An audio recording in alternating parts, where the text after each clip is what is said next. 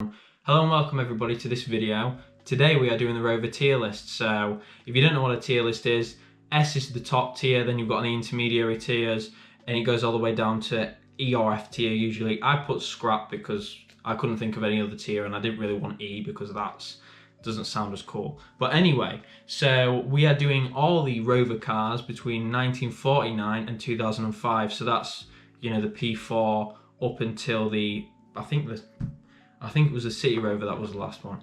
Anyway, so let's get right to it. Please make sure you subscribe for new videos every Tuesday and Thursday and eventually Sunday, because we've got something in the works, which is obviously why all this is in the background. So comment if you see anything here that's interesting to you.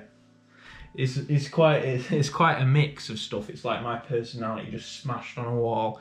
Anyway, so I would like to invite Classic Britain, aka Sheldon, Alex's Assets, aka Alex, Hooked on Classics, and Robson Rover Repair to join me in creating a tier list. And you can create one as well, and you can message me on it on Instagram, or I'll create a text template which will be in the description that you can put in the comments as well. So this is based on my opinion. It's not based on any sort of, you know, sales numbers, engineering, anything like that. We're just going to base it on coolness. And again, this is my opinion. So we've got everything from obviously the P4 up until the CityRover. So let's get right to it. So I haven't included derivatives, like I think I've already said. Must have said that in another take though. But anyway, let's get to it. So the first car I'd like to have a look at is the 25. So the 25 for me has always been, well, first ever experience with the 25 was a sagging headlining, the world's dampest seats, and it not starting, so I had to walk home in the rain. So I really like these because it's so adorable. They're like a mini 75 and they're so cute, and they're just tiny, and they're just brilliant little cars. But unfortunately, because of my own experience, I'm gonna have to put it on C tier. So that's our first one. So you can tell I'm going to try be as honest as possible and as nice as possible. And there was that, is it Chris Goffey review of the Gold GTI, where it's like you in the background all the time, and it literally blew my mind and made me want to, maybe I just turned the video off, couldn't even watch it. Someone needs to do a good video on a 25. There probably is some good videos out there, I just don't look. Anyway, next is the Rover 45. So I have no personal experience with this car, but I absolutely loved the HubNut series on his V6, and I think it looks bad ass as a V6 with the nice wheels and everything. I just think it just is a generally handsome car in general. So I'm going to put it on B tier. Oh, he wants to join his brother, but we're going on B tier. Anyway, now we have the Rover. I think this is the one. Yeah, this is the 100. The only experience I have with this car is seeing one get ragged around my estate when I was a kid. So, and it's just not, for me, of course, if you like this car, you like this car. Your opinion is your opinion. My opinion is my opinion. It's a humble little thing, but its face annoys me. So, as cute as it is and as adorable as it looks, especially the grille, we're putting it on D. So now we have its bigger brother or sister, the Rover 200. Now you have the VI 200 and the BRM 200. So, and it was kind of underestimated. It was supposed to do a lot for Rover, but it didn't really catch on in the same way the R8 did. So I'm going to put that on C with the car it spawned into, the car it sort of gave birth to. I've got two Rover 200s on here. Don't know why. You can probably rate them differently. That's a VI, I think, on there. So we'll put that. We'll just leave that where it is. Now we have the 400. This old boy. There used to be one of these that lived near me in silver, and it looked absolutely great. I really, really like these. I don't know why they're so underrated. I really want a white one. That would be the dream. I'm putting this in A tier. You cannot convince me otherwise that that is not a cool car. I just love the 400. I think it looks amazing. I think it is better than the 45 in terms of looks. Sue me.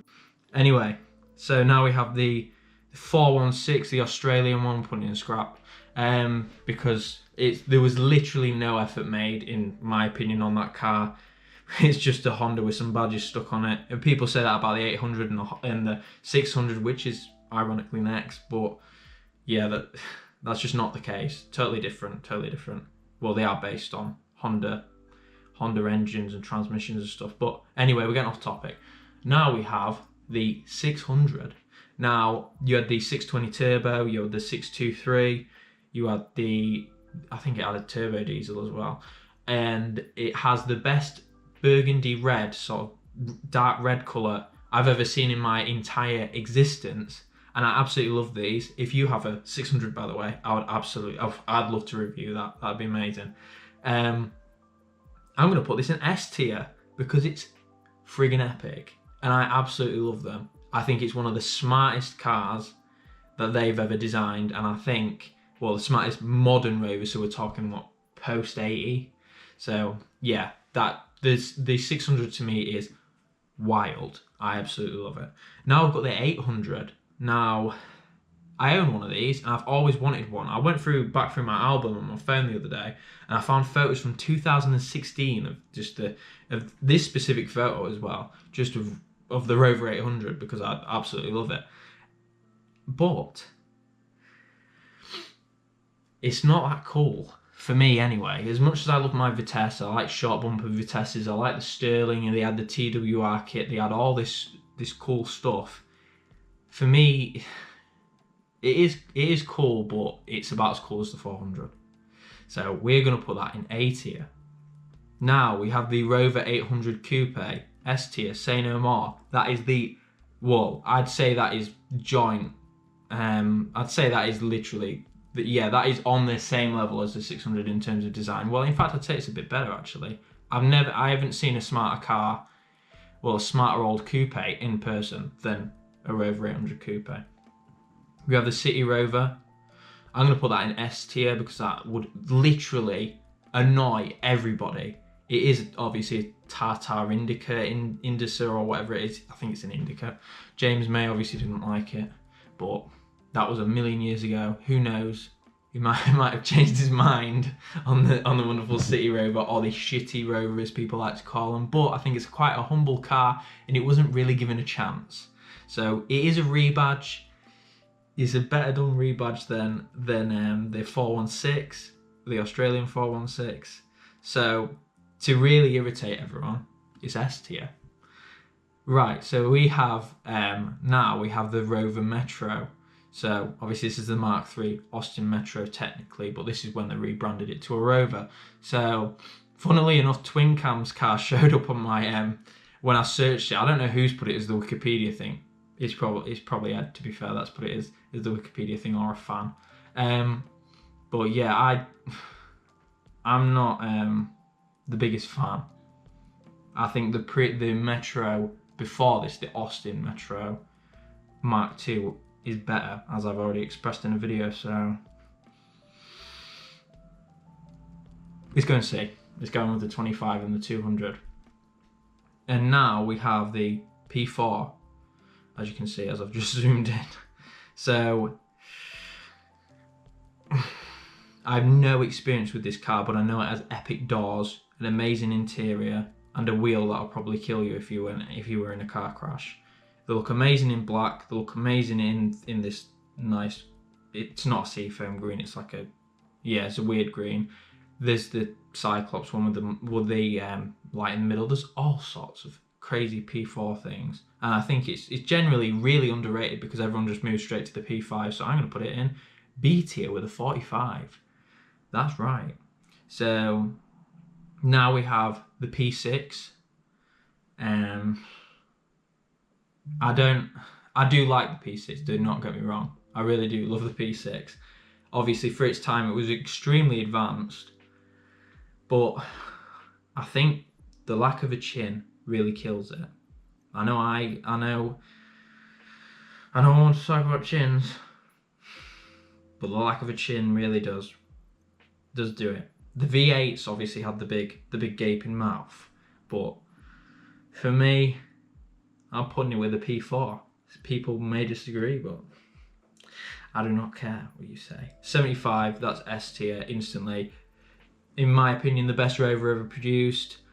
The one with the best community, the best fan base. In general, engineering wise, everything stands the test of time. Is really a brilliant car. Love it to pieces. There is a full video on my opinions of this very car. If you don't know already, I'll link that in the description as well.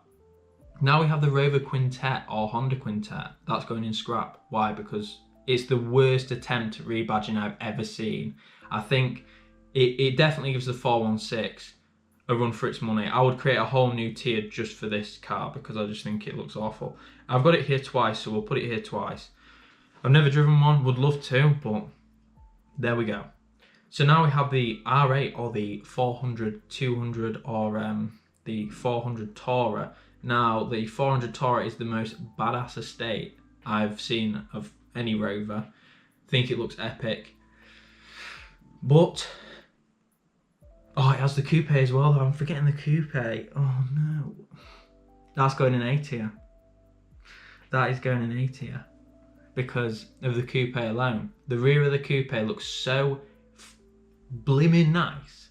That has to go in that tier. So now we move on to the more controversial of the cars that that my opinion is a bit indifferent on. The SD1. This was arguably what the worst best car that they ever produced. Obviously, you got the industrial action, you got etc etc. It was like basically this is the de Havilland Comet of cars, of British cars, way before its time. As usual, as a British car maker, as British people, we take the big steps and then we step off a cliff, like with the de Havilland Comet, the square windows, the metal fatigue, and then obviously then the 707 and DC8 came around. I know, tangent about planes, but me loves aeroplanes. Anyway, so as much as I love it, as much as I think it's cool, as much as it was epic on the Touring Car Championship, it even did rally and it was really versatile. You know, when they win, you win. The Vitesse looked cool.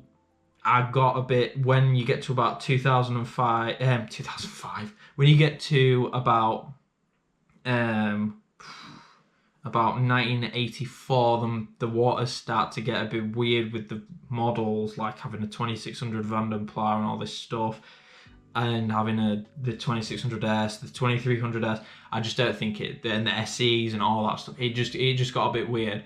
But I do really love this car. I can't mention anything yet, but I do really love this car. Also, the guy who has this blue car, this is probably the most famous SD1 alive, other than that one that was in that James Bond chase. Oh no, what was it? It wasn't James Bond, it was another thing. I've just remembered, but I remember it's that turmeric yellow one. But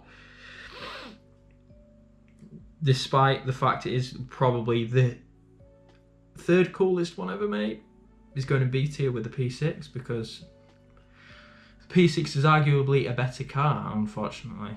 Now we've got the SD3 or the 200. The Vitesse one of these was just to me it's just a mess. I would love to look at one, and I'd love someone to prove me wrong. To me, it was a bit of a misstep. So we're randomly whacking that name on it, but it has chubby cheeks with the Vitesse version. It's absolutely adorable. That dash is amazing to look at. I really love me an SD3. So that is going in.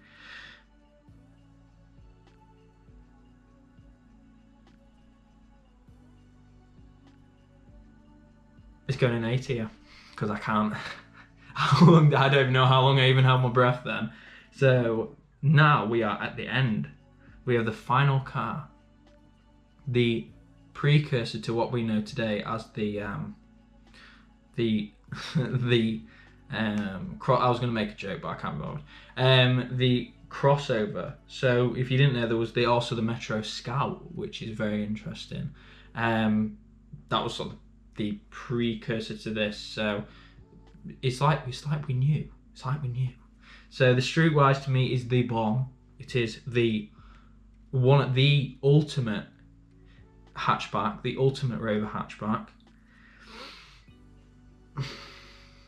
I think it is S tier. The Streetwise is S tier because it is just so epic. It looks so cool. It's got all those rubbery looking bumpers. It's got that cute face. It's got that smackable behind. You know, it's got everything you could want in a hatchback.